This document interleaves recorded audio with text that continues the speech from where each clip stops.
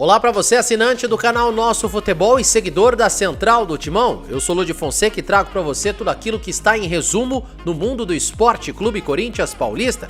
Vamos falar do feminino e do masculino que já viajou para o Equador. Você vem junto com a gente nessa? Este é o Jornal da Central. Na noite desta segunda-feira, jogando no Parque São Jorge, o Corinthians venceu o Flamengo pelo Campeonato Brasileiro Feminino 2023.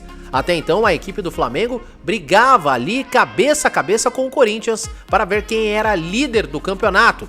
O Timão havia perdido a liderança antes mesmo de entrar em campo. O Palmeiras acabou vencendo a sua partida e chegou a 32 pontos. Com isso, o Timão precisava da vitória e venceu 4-0 para cima das rubro-negras. O Timão abriu os trabalhos com Gabi Portillo ainda na primeira etapa. Já no segundo tempo, Duda Sampaio pegou o rebote da cobrança do escanteio e botou no canto da goleira Bárbara do Flamengo. Em outras duas oportunidades, numa cobrança de escanteio, Isabela ampliou para 3-0 e a mesma camisa 6 do Corinthians acabou fechando os trabalhos na Fazendinha. Com o resultado, o Timão chegou a esta 14ª rodada de Brasileiro com 34 pontos. E lidera a competição. Na última rodada, o Timão vai depender somente de si para ser líder no geral e ir para o mata-mata com a melhor campanha do Brasileirão Feminino 2023.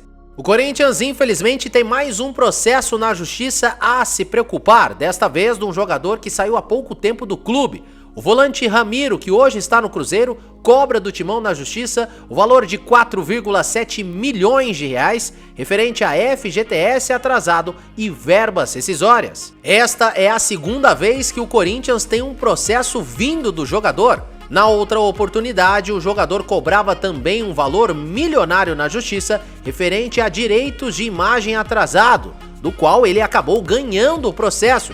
E o Timão terá que pagar cerca de 3,2 milhões de reais ao jogador. Referente a este segundo processo, o Corinthians ainda poderá recorrer da decisão.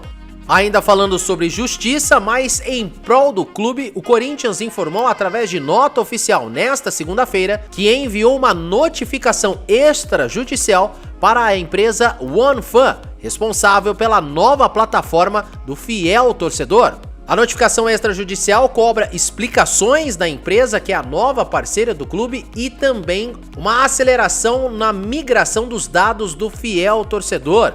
Afinal de contas, vale lembrar que há poucos dias o Corinthians, infelizmente, acabou tendo problemas com a plataforma, como o sumiço de pontos, a não migração de dependentes, entre outros problemas que os fiéis torcedores acabaram sendo afetados. Com isso, o Corinthians retornou à plataforma antiga que tem base na IBM. Segundo a mesma nota, a notificação extrajudicial não abala e nem afeta a relação do clube com a OneFan, que em breve deve dar um respaldo ao Corinthians para que a migração de dados aconteça de forma completa e que o torcedor corintiano possa ter em breve um novo plano fiel torcedor. Vamos agora para o campo, mas com uma notícia nada boa. O volante Paulinho realizou novos exames no CT Dr. Joaquim Grava nesta segunda-feira e teve a confirmação do rompimento total do seu ligamento cruzado anterior do joelho esquerdo. Com isso, o jogador terá que novamente passar por um procedimento cirúrgico, situação esta que já aconteceu em maio do ano passado, quando o jogador acabou se lesionando e teve que operar o mesmo joelho. Com isso, Paulinho será desfalque no Corinthians pelos próximos 6 a 8 meses. Mas vale lembrar que o contrato do jogador se encerra no final desta temporada.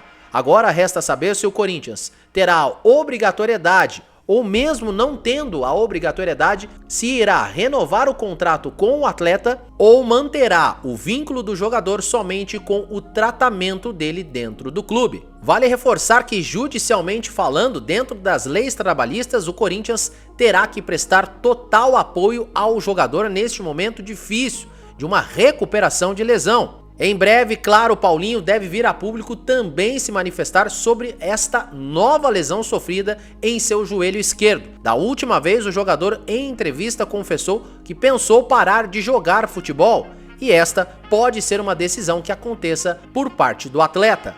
Por último e não menos importante, o Corinthians confirmou 28 jogadores relacionados para a viagem até Quito, no Equador. e ela já aconteceu nesta segunda-feira.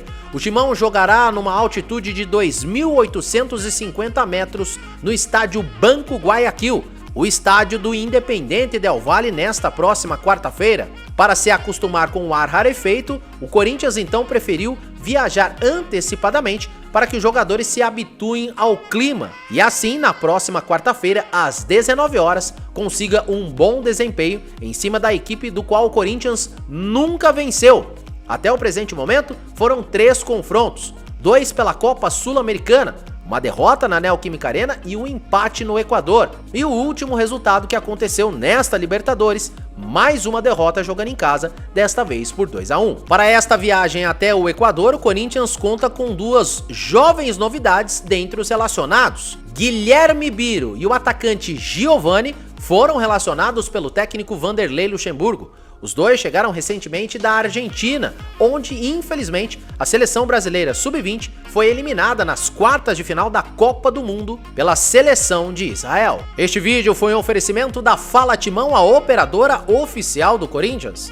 Para saber de planos e benefícios, acesse falatimão.com.br ou através do Instagram Fala Timão Oficial.